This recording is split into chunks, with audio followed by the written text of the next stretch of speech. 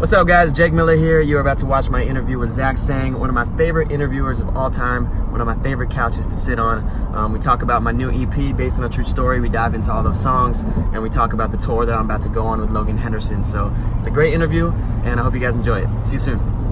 Let's do this. Zach Sang Show. Hello, beautiful human. Hey. Wait, I was silencing my phone. How dare you? Okay. You should do that before you walk into the studio. I'm sorry. Jake Miller, everybody. All right. Hello. Look at you. Oh, I love being here. Every time I see you, So comfortable. I feel like you get more and more handsome. Oh, thank you. Wow. Aging like wine. Thank you. Do you ever look in the mirror and go, wow, I am so blessed? No, I don't. But thank you. I appreciate it. Liar. Listen, no, I don't think that. Have you ever once scrolled through your own Instagram and did like a double take at the way you looked in a photo? No, Zach. I'm just trying to understand how the other half lives. No, I'm very used to looking how I look. I never think that I'm Oh. good looking. I just think that I am who I am. No, but real talk though. Is there insecurities or any sort of real downside to being a beautiful person on the outside? To being aesthetically well put Pleasing? together? Yeah. Are there any downsides of being good looking? You're Yes. just setting me up for failure. No, but come on. The mental side, you got to keep the perfect going. I never think about it like that. I never think about like, oh wow, like I must be being treated like that because I'm good looking. Like it's never like that.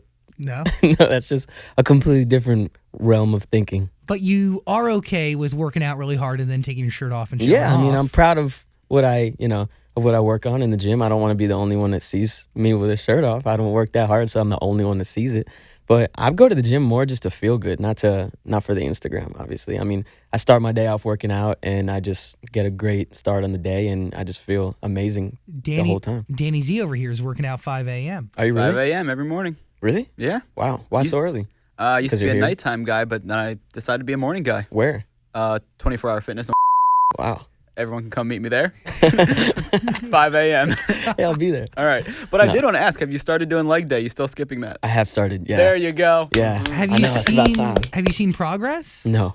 But dude, every time I see you too, your arms, I feel like your biceps keep getting bigger and bigger. Thank you. That you, I keep working out. probably the size of a human head. No, they're not that big. I don't know. You mentioned you didn't want to be the only person who saw you with a shirt off. Based on listening to this EP, you're either talking to many people Mm-hmm. who have probably seen you with your shirt off, or you're talking to one person. It's I Which see where you're going with this. which I definitely think it's the latter one. Honestly, people would probably not believe me, but as a songwriter, I don't write about one person. Like, obviously, I've been through things and I can pull from experiences, but I never sit down and say, okay, I'm gonna write a song about this person, and when she hears it, she's gonna know. It's never like that. It's like if a director was to sit down and write a movie script, he's not writing about his life. He's just creating a story for somebody to watch and relate to. And so oftentimes, I'll sit down and I'll write a song, and I'm not going through it, but I could still relate to it. And it's just something that, I know somebody else in the world is going through and can relate to it. So most of my songs are not about a person, even though I obviously can relate to the situation. But the title of the EP is based on a true story. For sure. Yeah. Is that an they're all oxymoron? No, I mean, they're all based on true experiences and past relationships. But I mean, at this point, I've been in many relationships, and I'm pulling from a lot of different relationships, and Okay. I'm writing stories about just what I've experienced over the last few years. Breakups, long breakups, short breakups, one night stands, just everything. I'm just trying to kind of bottle it in. I have no idea what I want in life when it comes to my personal life. When it comes to my career, I know exactly what I want, how to get it, what kind of music I want to make. When it comes to like my love life, I have no freaking clue what I'm doing or what I want. But the two are kind of tied together. If you're gonna Kind of. Not really. if you're gonna be on this genuine artist path, Yeah. where you're just gonna write all your own records and do it all yourself, you need to live life to For sure. gather inspiration. For sure. To And all the motivate and music fuel. is very genuine. That's why if you listen to this EP, every song is very different. One is very Bruno Mars upbeat, one is a ballad and really sad, and one is upbeat, one is sad. And it's like that's kind of like what my life is, because every day, personally, people don't really get to see that side of my life outside of music, where I'm dealing with other things that I just don't want to tell the world about, which is like past relationships or current relationships or just things like that. And so some days are really happy, some days are kind of sad, some days I'm loving life, some days I'm kind of not so stoked on it. And so that's what this EP kind of is about, and that's kind of just what my music is about in general. Like I'm a human being just like everybody else. I have ups and downs, I have great days and I have bad days. Skinny Dip. Yeah. When I listen to it, I go, sounds like regrets, right? Like not realizing how good moments were with the person you were with, or kind of just in general in life. Yeah. And then you don't realize how good they were until they're gone. That song is honestly less about a relationship and more just about the thought of growing up. And like, I love writing about like nostalgia, and just like I've written songs like Palm Boulevard, Back to the Start, where it's I just that's my favorite theme to write about. Like for some reason it makes me like really happy and really sad at the same time, and I think that that's kind of what music is supposed to do, and it just makes me really emotional and makes me think. So Skinny Dip is really just about reminiscing on those good old days, 15 years old, not really knowing what you're doing, not really having a care in the world, and just kind of wishing I knew what I had back then, and kind of soaking it in a little bit more, because we all want to grow up when we're young, and then we grow up and we're like, damn, what happened? Yeah. Why is that? You said it's a favorite song you've ever written, right? Yeah. Why is that?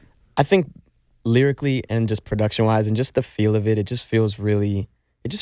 I don't know. I mean, I get the chills listening to it. That doesn't really happen too often with my own music, but like just like envisioning myself perform it live, I get the chills. I don't know why, because I just feel like it's a song that everybody can relate to, whether it's a past relationship, whether it's, damn, my childhood went way too quick, like everybody can relate to it. And it's just a song that I think really makes me feel emotional. What's the hardest part about growing up? I think realizing that a lot of your friends are kind of getting weeded out, and you have less and less friends over the years, but they're solid friends if you do it right. But you don't, Scott over there, but you don't have too many. I feel like that's a pretty crazy thing about growing up. Like in high school, middle school, you have all these friends. You just feel like, well, this is awesome. I got a new car. I got 100 friends. Not me. Go to parties. What a life. Now it's like, yeah, you grow up and you realize that, damn, I'm looking around. I only have like 6 really solid friends, but that's okay. I mean, if they're quality friends. Mm-hmm. But that's a weird part about growing up, I think. But you got to do it right. That's sure. Crucial. I'd rather have quality friends than quantity. Quality over quantity. For sure. Any day of the week. For sure. 100%. You got a winner with Scooter. I'm not going to lie. I know that. Like it's... I know that. Yeah, dude. That's my best friend in the whole world. Yeah, like a little too loyal over there. He's just passed out on the love sack behind me. He deserves it. That and many pasta dinners. For sure. He's you're representing New Jersey very well, Scooter. Thank you. Nikes, also a record on this EP. Is it hard to clear Nikes? Like, what are the legalities involved with doing that? So at first, I made the whole song. I sent it to Sony Red. Everyone was like, cool. It's a good song. It's not kind of, talking bad about Nike, so it won't be a problem. And then right before we were going to put the EP out, which there's a picture of a Nike on the EP. Oh my God, clearance, baby. You were like, all right, maybe to avoid, we didn't get any backlash from them, but we thought, what happens if we do down the road and the song is 10 times platinum and they're coming after me? So we're like, let's blur the swoosh. So if you look at the album cover now on Spotify and iTunes, there's no swoosh. Ooh. Did I miss that? Did that hurt you a little bit? You Honestly, love Nikes more than anyone else I've ever met. That's not true. I mean, I don't know, dude. I like Nike a lot, but support them. I do. I do like Nikes. Every time I see you posting about a shoe. Well, it's also because, the song is out. But I do like them. I mean, it's a very authentic thing. But, I'm wearing them every day now because, the song. Yeah, of course. But you've tried on some pretty cool pairs of shoes, haven't you? I have. I got a weird style for shoes, honestly. How many pairs do you have? I don't know how many. I don't think too many more than like the normal person, but my shoes are like weird styles, like neon pink and blue. I just got a cool running shoe. Yeah, I don't know. Look at you. I like to get like shoes that you don't see very often.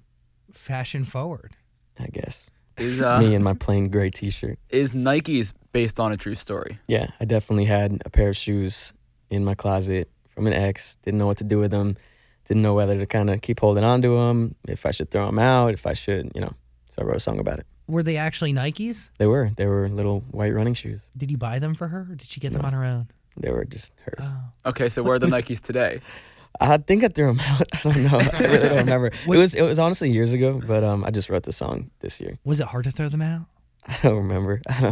She might have them, to be honest. I don't remember. But that's a record too that you mentioned regret almost, right? Mhm. Like, I think it's hard because it's like you obviously know that I was in a long relationship, which is what we're talking about. that's when the first time And I met you. Yeah, but this was also years ago. So it's like I try to move on from talking about it, even though I understand after writing so many songs, people are like, is it about her? Is it blah, blah, blah? Have you not moved on yet? And it's like, there's no regrets in my life. I absolutely have no regrets in terms of anything. I don't believe in regrets. But, it does make me sad to like look back on past relationships and past experiences and just be like, damn, like that was a really good time and it's gone now and it's moving on. So I like to kind of just pull from that and, sometimes I like to torture myself and like listen to sad songs in the car while I'm driving and like get sad and like feel like I don't know why I do it. Good. But like I just connect with sad songs more. And so I just write them more. And I understand that I'm kind of bringing it upon myself for people to keep asking the question. Yeah, like, but that's an artist. yeah, I mean, I'm just making music, man. That's all I can do. I just make music that makes me feel better. It's really therapeutic for me. Sometimes, some days I'm not feeling good about myself, and writing a song about that just takes me out of the real world for a few hours, and I just feel good. I don't know. So I just do it for me. I don't do it for other people or for them to, assume things. It's just for me. Hey, beautiful human, I'm really sorry for the interruption, but there are 3 things that every homeowner wants their home to be: smart, safer, and more fun. What if I told you One Link by First Alert has you covered with all 3? First, meet your family's new best friend, the One Link Safe and Sound, a hardwired smart smoke and carbon monoxide alarm with a premium home speaker, and Alexa's in there too. It's all in one, it's super sleek, it's built with First Alert safety technology, and it provides an immersive, great sound experience. The Safe and Sound, it elevates any home, but it does get better. One Link by First Alert also offers the One Link Smart Smoke and Carbon Monoxide Alarm. This thing works with the One Link Safe and Sound. The device is easy to install and it protects you against both smoke and carbon monoxide. If smoke or CO is detected in your home, don't worry, the smart alarm is going to notify you via exclusive voice and location technology. It's going to send a notification right to your smartphone. This is what you want if you own a home or even if you rent a home. Come on. Whether you're home or away, a smart home should always start with smart protection. And it's all by One Link by First Alert. They're welcoming you to a smarter, safer home. Visit onelink.firstalert.com for more information. Back to the interview. I'm sorry. Are you writing records based on how you feel, or is it like an escape from how you feel? Do you get what I'm saying? Oh, that's a good question. It depends on the day. I mean, there's some days where, like nobody else, there's a song on the EP, which is like a cool, upbeat, sexy dance song. And I literally had a session that day, and I'm like, guys, I've been writing too many sad songs recently. Please help me get out of this funk. Let's write an upbeat, happy song. So in that case, yeah, I was kind of writing to kind of escape how I was feeling that week, maybe. But yeah, I mean, most of the time I'm just writing. I don't know. I don't know, man. I don't put too much thought into it, honestly. I just feel the first thing that comes out of my head. And my mom tells me all the time, stop writing so many sad songs. Stop making so many slow songs where it's like, what can you do? Like these are the songs that connect with me. Like making these songs really honestly help me feel better. So forget everything else. But maybe it's helping you shut doors that you haven't shut before. For sure, maybe. Because, dude, like that record Nikes, there's a vibe there. Like you felt like you gave up too soon on something that could have been bigger or better or could have lasted longer. For sure. So, I mean, I mean, it's not regret. It's just wondering. It's just kind of just thinking what could have been, how we could have done things differently. Like, but no regret. I don't regret anything in my life. Do you feel like the sad songs are connecting with the fans more? Yes. Okay. Yeah. Yeah, I think so. I think 2019 and just, you got to make the music that connects with you. And when you feel the music, everybody else will feel it. And so whether it's a happy song, whether it's a sad song, as long as you're being honest and as long as you're really pouring yourself into it, you hear so many songs on the radio and you're like, that they didn't write that song. That just sounds like it was just emailed to them and they cut the vocal. And I was there a few years ago. Like I was going through that where I wasn't writing my own records and it was killing me because it wasn't connecting with me. And so now it's like I promise myself, no matter what kind of song I write, upbeat, slow, whatever, for the rest of my life, I'm never gonna put a song out that I don't really truly feel in my heart, because then other people won't feel it. Is that your gauge of professional happiness and maybe personal success? Being able to create music that is genuine to you? Yeah, for sure. That's all I have. I mean, at the end of the day, music is the only thing I do. It's the only thing I love. It's the only thing that I could sit in my room for 12 hours and forget to eat all 3 meals just because I'm so obsessed with it. And so, yeah, I mean, it's all, I have to be genuine. I have to be honest. It's like, it would be going against what I stand for if I wasn't, because the only thing that I can do is, you know, I have such a big platform and I'm so blessed to have so many people listening to me. I've never thought I would have this many people listening to me and following me. And so it's like, I got to use it right, you know, whether it's in 2015, I was making anti-bullying songs, suicide awareness songs. You know, I might not be doing that now, but I'm still writing songs straight from my heart about, you know, helping people trying to go through a breakup. Or I have a song called What If You Fell in Love that kind of is like thinking that you have someone in your back pocket, but then realizing that they might move on. And so maybe that song might give someone the courage to tell someone that they love them. And so maybe my music can just help people like that. There's, to that point, right? Does it matter if those genuine records spend 27 weeks at number one? For sure not. No, not at all. John Bellion taught me that. Well, John Bellion taught me that he obviously has different goals. John Bellion loves himself a Grammy. Yeah, I love that's John true. Bellion. He's got a Grammy. I'll love him until the cows come home, and his album changed my life forever. For sure. But I've watched that man rant about Grammys time He's got and time Grammys. again. He's got Grammys, but I love how he makes the records that he wants to make, 8-minute long songs that just I clearly agree. do not belong at radio, and he doesn't care and they connect with It's people true because they're art. amazing. Yeah. And so, you know, I think he has a little different of a stance when it comes to music. I think he wants to make beautiful music and then kind of disappear and like not be famous, and that's super cool of him. Like, I like that, but I want to be selling out arenas. I want to be, you know, I want to be everywhere. I want my music to take me everywhere. And so, but I do learn from him, like, you know, you just got to be honest and you just got to make what resonates with you, even if it doesn't belong on radio or if it doesn't sound like a radio pop song. You know what I mean? Because eventually it will find its way. For sure. If it's true. Maybe not to the radio, but to people's hearts and to people's ears. People will be listening to it. People will sharing it with their friends. People will, you know, make memories to these songs that they'll always remember, and they'll always kind of attach themselves to these songs and be like, oh, I remember that John Bellion song, or that Jake Miller song in middle school, like when I first had the courage to ask that girl to go on a date. Like, that's what music is all about, man. Dude, Human Condition for John Bellion for me. The best. When I best. say change the way I listen to music, change sure. the way I live my life, change. Hand of God, the outro. Dude, I learned things about myself from that album that I didn't even necessarily know, but through self-reflection from listening during and after, really. That's the power of music. Yes. That's beautiful. That's like the best thing ever. Like, John would be so happy to hear you say that, because, and like, I hope that my music does that for other people, because like, look how cool like this job is. Like, I get to make music from my heart and then positively affect other people's lives and experiences and their memories. Like, I'm so blessed to just like be doing what I do. I never take it for granted. And by the way, the one thing that, like, when I first met you, when you were selling out Best Buy Theater in New York, I don't even know if it's called Best Buy Theater I anymore. think it's PlayStation Theater now. Oh, Jesus. We're so old.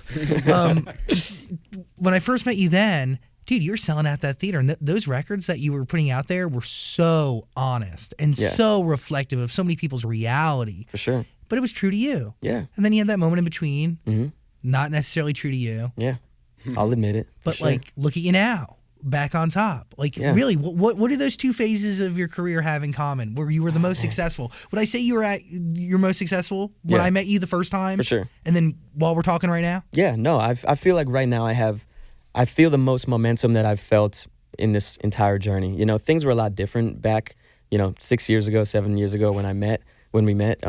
You know, music was very different. You know, you had security guards around I had you. security. Well, the fans were a lot younger, so they were screaming and sprinting and trying to tackle me. Now they're grown-ups and like they treat me like friends, and it's really cool. The whole vibe is different, but I feel more momentum right now than I've ever felt, which is really cool, because after 8 years to still be here. And a lot of artists would have given up. A lot of people would be like, this is not for me, because I had a rough patch where it was like, I was with the wrong record label. I was with just kind of poisonous people, and they kind of made it not fun for a while, and a lot of people would have given up. But I went independent. I learned how to do all these things. I found Sony Red. We have a top 40 single for the first time. It's like it's unreal. Like, even after all this time, we're still here, and it's just the beginning. What's the biggest piece of knowledge that you got from the start of your journey to now, or to the beginning of Based on a True Story, that you really feel like you carry with you? I think the biggest lesson I've learned is that you need to have the right people around you, who just love and support you, and every idea you have, they take it and they run with it. They don't shoot it down. Just people who just love what you're doing, trust you, love listening to your music. You know what I mean? Like, and my whole label, my band, my manager, my parents, my sister, like, they love my music. And that just makes me feel so happy. Like, damn, like, that's amazing. Like, that I could text my sister a song that I made last night, and she's like, this is my favorite song that I've ever heard. Like, I'm going to be listening to it on repeat. That's so cool that I get to make the music that people, listen to and get happy to. So I've learned that it's really important to just keep a really, really great team around you. It's motivating, those moments, and having those types of people around you that really do support you. Yeah, it's everything. I think that's everything. Will these people be honest with you, though, and say, nah, Jake, it's not your best? I don't know. I think a lot of the people are biased. I think my family loves everything I do. But like Scott will tell me, like, man, it's okay. Okay. Which that's cool. I like that. You need that. I for sure need that, yeah. And like, I think a lot of my fans will love anything I do. So I need, people around me to be like, it shouldn't come out. That song shouldn't come out. Keep that's a this bad song. one for you. Yeah. Needs more No, I work. appreciate that. I really do. Well, I feel like you need somebody like that, especially someone like you who's pretty much doing it all yourself. Yeah. Well, I'm not doing everything myself anymore. No, you got I think Red. Yeah. Well, yeah, I have Red, obviously. The label has been outstanding. Like, I love everybody there. There's probably like 50 people that I've met, and they're all just like my best friends. Like, they're amazing. But in terms of like actually making the music, the last 2 years, I proved to myself that I can make the music by myself, and I can write it and produce it, and I can mix it and master it. And that was like something that I needed to do for myself. But now I am working with other people. Like, I worked on this EP with a lot of other people. And a lot of the songs I didn't produce. Nikes I didn't produce. Nobody else I didn't produce. And so I think it's important to have other people come in and kind of, help me now and just kind of broaden the horizon of my music. Any nerves letting them No, in? because I trust these people. And I just, nobody else I made with this group called Fly By Midnight, and I just love their music. And so I hit them up on Instagram. They came over, and I just knew that we were going to make a great song. You found them. Honestly, I don't remember. I think we kind of just followed each other, and we were kind of just talking on Instagram. But I like that, right? It's not like somebody saying you need to work with these people. It's never like that. I never get, hey, you need to get in the studio with these people. Not anymore. Not anymore. No, it's just I get in the studio with who I want to get in the studio with. So like, I have a friend, Charlie, who came over, and we wrote and produced Wait For You. Oh, yeah. Yeah. So I'm doing it a lot. A lot of it is on my own, and then a lot of it is with other people. So I definitely want to give other people who deserve it the credit for helping with this project, and for Sony Red for helping promote it and just do such a great job with Wait For You. Are they coming to your house? Yeah. All in the bedroom still? Mm-hmm. You guys haven't been to my house, right? No. I mean, Yeah, I've you need seen to tons come. of pictures and videos, yeah. It's great. It's a great vibe that I've created. It doesn't feel like a bedroom. It feels like a studio. The last stuff we were hearing from you, that was all done by you, right? Which one? The last record. 2 a.m. Silver The last Lining. album. Yeah, Silver Lining, yeah. That was basically me and my friend Gary. Yeah. Got it. That was like 3 people on the whole album. There are songs on this EP that I did completely by myself. Skinny Dip, I wrote and produced by myself. Wait For You, I pretty much, that was just me and Charlie. And then What If You Fell in Love, the last song, I produced that by myself as well. So, That's the one with the chorus? with the choir. The choir, that's Yeah. what I meant. Yeah, so you produced and got that all together yourself? So we were in New Jersey filming the acoustic music video for Wait For You, and I had that choir singing on the Wait For You. And then before we left, I played them the song, What If You Fell in Love, which I had just finished like a week before. I'm like, would you guys want to jump back in the vocal booth real quick and just kind of mess around? And they went back in, and they blew me away. Like, I felt like John Bellion for a second. I'm like, oh my God, I really am going to have this on my record? Like, and I knew right away it had to be the last song. It had to be the outro, because this guy Warren just did this crazy, powerful, like, solo singing thing at the end. And I was just like, oh my God, I can't believe like how much my music will have evolved after having this song just because of them. So it's really cool that I get to work with such talented people. Yeah, you're setting the bar higher and higher and higher. That's what it's about, man. That's what it's about. cool I'm about shit. to learn saxophone too. I was gonna ask. What? Who did that? My friend Fabian. I Freaking found him. awesome. I found him. I'm like, I need you to play on this bridge. We don't have a bridge for this song. Nobody else. I need you to come and record it. Oh. He blew us away too. It was crazy. And like he only did it in like a few takes, but we kept having him play just because we were having so much fun watching him. So good. So good. Dude, Yeah. he sounded sick. Sick. And I've played saxophone on the piano before not the in same. other songs, and it's not the same. No. I want that live feel. I even have on Skinny Dip, I sent it to my drummer Kevin, who you know, Yeah. and he's playing live drums on Skinny Dip. So I just want my music to get bigger and better and feel more authentic and organic every time I put out Yeah. a new project. And I really think I've achieved that with this project. I with that. Thanks, bro. I like the combination. We can say of, on here? I mean, Well, he'll I mean, bleep no, it out. we're gonna bleep it out. With It that makes- too. I like the combination of the live instrument and the produce. Yeah. That's cool. I actually thought I wouldn't be surprised if the saxophone was you because you seem to Always. like learn everything you want to learn and do it all yourself. I have a saxophone. It's just so loud and annoying if you don't know how to play it. And I live with 3 people. So one bad note and everybody's like, Jake, shut up. I can't do it. I'm going to have to wait until I live alone. But yeah. 3 people in that house while you're mixing this album, Yeah, I mean, I didn't mix it or master it either. but you're making it so Yeah. loud, right? Yeah. I mean, I can do it in my headphones pretty much. Is that what kind of headphones you are? I don't know. No, I meant, I was really surprised. Quinn 92 is here and he was telling us that he... Actually, I have those. Oh, these? Yep, The ones those. you're wearing too. Are they? Yeah. I have these. I'm like, I wonder why these felt so familiar. Quinn was here telling us that he does his album wearing AirPods. That's crazy. Wow. Yeah. Yeah. But But he can't mix it and master it on the earpods. I don't know. No, maybe not. But He probably makes it and then sends it off to mixing. And Maybe. That's pretty crazy though. I think he said he doesn't. Didn't he say he did that because that's what a lot of people listen on? So if it Yes. sounds good in the AirPods, it will sound good. But you to other also people? pick something different up on those AirPods. I listen to a lot of stuff and I just compare it. And the other day I realized, I was like, whoa, a song that I listened to 1,000 times in my car. Feels different. You pick up different nuances Yeah. and different pieces of the sound. I feel that. I feel that sometimes when I listen like in my car, like on big speakers. I'm like, oh, I never heard that instrument. You, I just lost my AirPods, by the way. I'm sorry. okay. They're also the hardest thing to keep track of. But I also heard that they're making Bluetooth charging ones, so I'm holding out for that. Oh, look at you. Or not Bluetooth, like wireless charging. You lose it and you use Yeah, that no. as an excuse for an upgrade. For sure. London Lights, is that a Yeah. real story? No. No? I wish it was. You didn't meet a woman in a black dress? No, that was the only song where I'm like, I know that people are going to roast me for calling it based on a true story. But that was honestly just a song where it was the first song I made off this EP. And Oh. I just knew, I wanted to have like an upbeat Bruno Mars type song. Yeah, and it's a vibe. it's cool, right? Yeah. It's very cool. And I didn't produce that one either. Rob from The Stolen produced that, and I wrote it with this guy, JT. And it's just a really cool song. I want to shoot a music video there where I'm like flying through London, like literally flying like with a girl. It would be on a green screen probably. But, Oh, so you're not really going to do some Harry Potter magic over oh, London? no. You don't have Probably that not. budget at your disposal? No. Call me when you're rich enough to fly over London. You saw Harry Styles once, right? Remember did, there's a yeah, photo yeah. of him dangling from a freaking helicopter? Yeah. Or fake him, whatever We it could was? literally shoot that in my garage though. Like we have a green screen in my garage. I Same live with my thing. video guy. Like we could for sure shoot a video flying through London in my garage. Challenge yourself once again. I might. What song should we listen to off this EP to get to know you the best? To get to know me the best, probably. I mean, Wait for You has changed my life in the last few months. I just got to say that. I hear it on the radio every day. Man. My parents hear it numerous times a day, and they text me on throughout the day, on. And now that they know that I'm on the radio, they listen way more, so they hear it all the time. I see the music video in the gym all the time. Let's get them a ratings meter. That's definitely like, yeah, no, that's definitely a song that's really changed my life in terms of, a song that might not be as radio. I think Skinny Dip is the song that you should kind of listen to if you don't know Jake Miller, if you don't know who I am and what I'm about. And you want to get to know the real you, though. Yeah. I want to know. And Wait for You is obviously real too. That comes from a very real place. But, that's a song that you listen to if you want to, just have some fun. And like the beat is really crazy. It's like the beat is cool. Dude, it grew on me. Thank you. I'm not going to lie. At first, I was like, ah.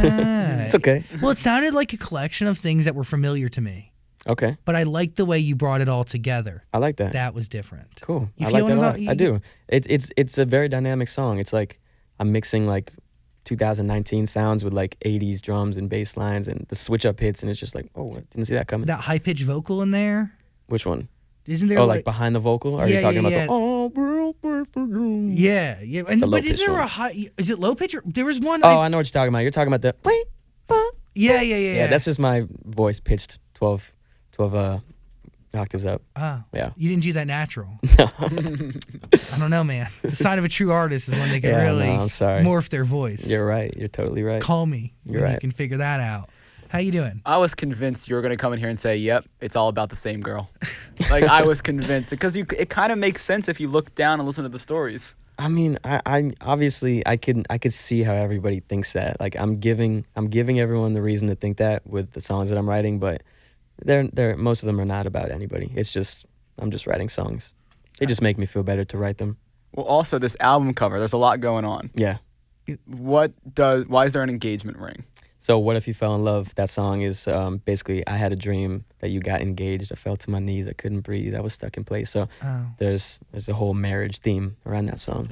Have you really had a nightmare that your ex got engaged? No, but I mean, I think about it. I mean, a lot of my friends are getting engaged, and I'm getting older, and it's getting to the point where you don't date anybody if you're my age if you don't see potentially marrying them. You're not messing around when you're 26 years old. I mean, it's obviously God. I'm still young, but it's like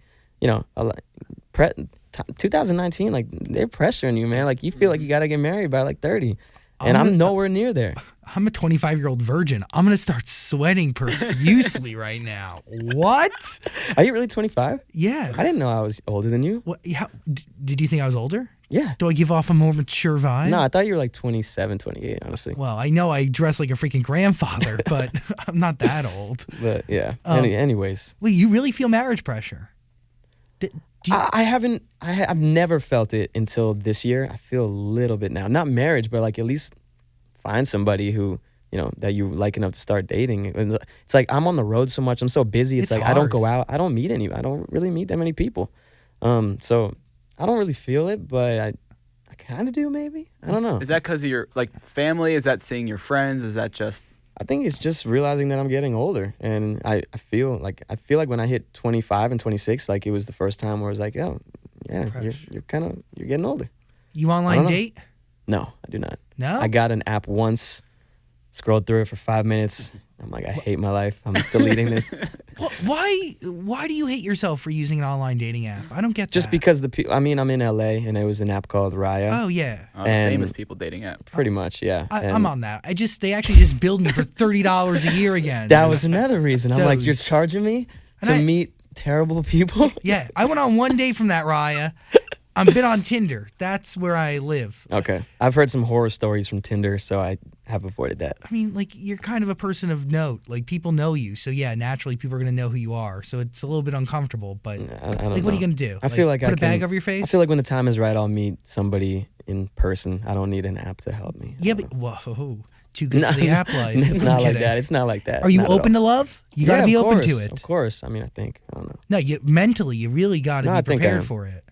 I think I am. It's like I say that I want to meet somebody, but then it's like, but then I'm so obsessed with my job and making music that it's like I don't even know if I'm in the right mindset right now to have a girl. I told you I don't know what the hell I want get when it. it comes to it. Well, That's as honest as I could be. I don't know what I want. you're going to need some inspiration for the next body of work. I know. I think the next body of work is going to be a lot more fun songs. Fun songs. I'm going to take it easy a little bit on the sad songs.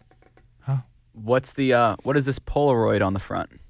That's a picture of my parents studying together in college. Oh, wow. That was just a little gem I threw in there. Look at that. Just kind of like it's on the top. Yeah. And so it kind of just reminds me like throughout all this bullshit and all this stuff that you're going through, like just remember like big picture. That's what you're striving for. But what is the big picture? Having somebody you're happy with for the rest of your life? Yeah. Everything is tied to a relationship here. Yeah, well, yeah. I mean, music is most of the songs that are out are about relationships, but yeah, that's the big picture. That's my end goal, to have a wife that I love and she loves me, and we have a great family, and I'm retired after 20 years of being in the music industry and killing it, and we could just travel the world together and then have kids and then have a great life. That's the end goal. And so I look at my parents as like a kind of like that's what I want. That One is day. beautiful. Thank you. Shout out to mom and dad. People should want to be a part of this journey with you. Oh, thank you. Well, why is the back cover? Why is everything broken and falling apart? I'm just trying to figure out what's going on here. There's a No, lot. it's just symbolization. Is symbolization Symbolism. Yeah, symbolization is not a word, right? No. Symbolismization. It's just symbolismization, and Okay, I gotcha. it just shows that what is, what could have been. The front is all together, the back are broken cassette tapes, a ring out of the thing. If you zoom into the ring really closely, nobody has probably seen this because Instagram compresses everything.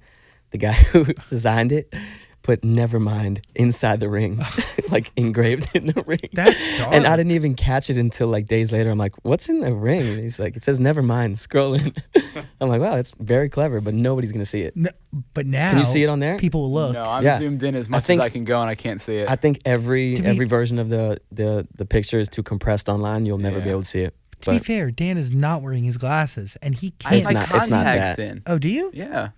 Sorry. It's not that. It's really It's small. really He tiny. made it that small on purpose, I think. He's just like, that's just a gem for us. But now it's for everybody. Now everybody can go try to go look for it. Rub the gem. Yeah. Jake Miller, you got a tour coming up too, dude. I do. Oh, you have another I question? wonder. Yeah, this is maybe a little related. Mm-hmm. You hang out with Colton Underwood a lot.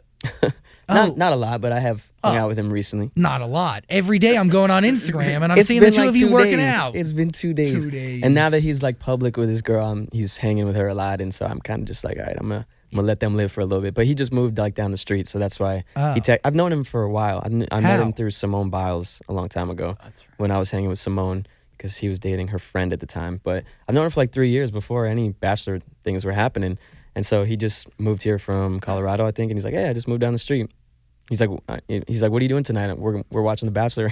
If you want to come over, I'm going to be live tweeting. I'm like, yeah, sure, I'll come over. And then he introduced me to his roommate, who owns this huge gym that I go to every day. And it's amazing. So yeah, Jeez. So would really you cool ever be the Bachelor? You should. Yeah, it's a good idea. no, Yeah, it's- it's a good not. idea. It's not. Dude, Why you not? could be great. No offense to people who are on the show, but I don't know. I think that would take away all credibility as a musician. You're right. People wouldn't ever look at me about my music. People would just know me as The Bachelor, and that's fine. But I mean, music is everything to me. Yeah, you've I been don't. doing I this. don't. I would rather I would rather never have somebody than give up music forever. Let us find you a date. Seriously, I'll hook you up. I got a great You got friends? I got a great network of people, both privately and publicly, that I'm sure would love to just grab dinner. Just Let's see where do it goes. All right, cool. Right Sounds here on good. the show. All right, right here. Yeah. Like, just eating right here. I'm not kidding. No, I mean, we'll set up a little table for you outside of the studio. Dan Okay. can wait on you. He'll put a bow tie on. Oh, I'd love that. I'll be your waiter. But I'll give you 20%. 20% tip. don't be cheap. That's a good tip. That's like an average tip. 20% is great tip. I was even going to offer to pay for the dinner, but I don't need to. You could pay for it. Okay, you I got you. You got things. I got you. I saw that car. I think this could be something. What? We'll get you. We'll hook you up on dates. I don't know if I even want that right now, Zach. I don't know. I don't know what I want. Just like the right girls. All right. Give me a chance. All right. I'll give you a chance. Are you done over there? Yeah, I think I got through all I my want to dive questions. into this tour. Yes. Because it's a big one, man. You're going Yes. on tour with Logan Henderson, who, by the way, is like roaming around the studio. Yes. He's here in bright orange, looking fabulous. He always looks fresh. But this tour is a special one. Obviously, you're working genuine pieces of art from you. Yeah. When we talk about routing of this bad boy, you've been on the road constantly for a very long time. Yeah. Are we hitting new cities? Are we hitting the same cities? What are we These doing? are like major markets. These are these are like 21 of some of my best markets. And Fancy I have, fans. Yeah, I have Logan coming with me, and He's coming in here. yeah, I think he's coming in. But yeah, man, I'm just so excited to get out there and play this new music because that's why I make the music, so that I could be on stage and play it. Like that's the end goal for me. I'm never like a better version of myself than when I'm on stage. So just like the thought of playing these songs, I told you, like playing Skinny Dip, that gives me the chills. Do you miss like the hood Jake Miller? The hood Jake Miller? You know, Who's the that? oversized shirts. You used to be like more rapper. No, I don't I remember miss that. meeting you, and I think you wore sunglasses inside. You mean when I had terrible style 6 years ago? Yeah, I really miss that. I miss when I had the worst haircut ever. Just this Florida dude. For sure. Where are you from? Like Boca? Weston. Okay. Yeah, it's like 30 minutes from Boca. Yeah. Like the Hollywood, Florida area. No? Not really. Fort Lauderdale? Kind of. Yeah. Yeah. I know those people. Oh, I go to Are you Boomers. stereotyping us? No. I go You go to what? I've been to Boomers. I go to Movie Co. to Boomers. Yeah, dude. I'm freaking cool in that area. People like me. Damn, dude. Yeah, my You're roots the run Boomers deep. guy. That's right. I don't think I've ever been a Boomers. Oh, you're missing out. Maybe. You're too busy being this cool rapper, Jake Miller. You know, pants a little bit too big, shirt a couple sizes too big. That's never true. I never wore shirts or pants too big for me. Can we I pull did have up bad style, but pull up one picture we where my just pull pants up are too big. old pictures? Where's Logan? I don't know. Does it bother you when like fans will tweet you and say, "Jake, I love your music, but I want you to rap again"? You ask this question every time. Because every It's a time he valid doesn't rap, question. I was reading comments today and a lot of people are saying, "I love it, but where's the rap?" Those are just like the old school fans who found me when I first started, and it's like, let me live. Let me make the music that I want to make. Man, like, I don't like rapping anymore. I'm sorry. Like, it'll never be like that again. Like, maybe one day, probably not, but I'm trying to balance what I love and what's popular in 2019, and I've came to the realization that, when I rap, I don't like it. I don't like making music as much when I rap. So, to those people who are listening, I'm sorry. I really am. I hope you can learn to love my new style of music. It's really not that new. I've been singing for like 5 years now, but I appreciate that you like the old school stuff too. Okay, guys, this is the closest picture I could find of old school Jake. Is this you? Dude, That's me. It's not too baggy. What are you come talking about? on. I mean, it's not baggy, but it's like That's a that fitted shirt. that with watch some is camo big. pants. Yeah, that's an oversized watch for sure. That was a Nixon. I got it at PacSun, I think. What, you don't like PacSun? I love PacSun. I think it's a good look. Will you ever rap again? I don't know. Maybe. I can't ever say that I'm never gonna do something again. Do you Times rap- change, things change. Do you rap for yourself? I rap for the fans. Do you When you hear me rap on a record, it's to please those hardcore OG fans. It's you- never for me. Do you rap privately to yourself Yes, just to when I'm make drunk, sure that all the time. Really? All the time. when That's I'm your drunk. party skill? Mm-hmm. Oh gosh. Yeah. Wow. Yeah. But I can't do it when I'm not drunk. You need to be intoxicated to rap. To freestyle. Oh. To freestyle. Yeah. What, that like it unlocks a part of your brain that does. teaches you how to rhyme? For sure. Oh. For sure. Well, I'm a rapper, so I don't have those problems. Where's Logan? I really hope you enjoyed that conversation. If you did, please subscribe and also check out our podcast. There's a link in the description, and also comment and like and do things. Other interviews are on the screen somewhere, so click them. Thanks for watching.